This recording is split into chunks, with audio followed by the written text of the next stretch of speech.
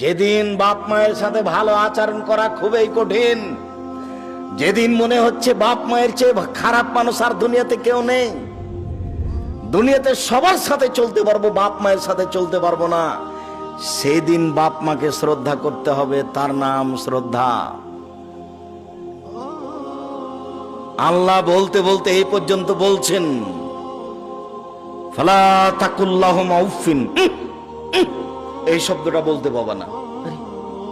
আমার মা, আমি যখন পেশাব করেছি 5-7 বার, তখন আমার মা একটু আদর করে আমাকে বলেছে, গায়ে একটু আঘাত করেছে আর বলেছে, এই অত পেশাব করিস কেন, এই একটু অত পেশাব করিস কেন। আমার মায়ের সেদিন আদর ছিল। এখন আমার মা আমার কোলে, আমি একদিন ছিলাম আমার মায়ের কোলে, এখন মা আমার কোলে। এখন যদি মা বারবার পেশাব করে, আমি যদি একটু বলি তাহলে জায়েজ হবে না।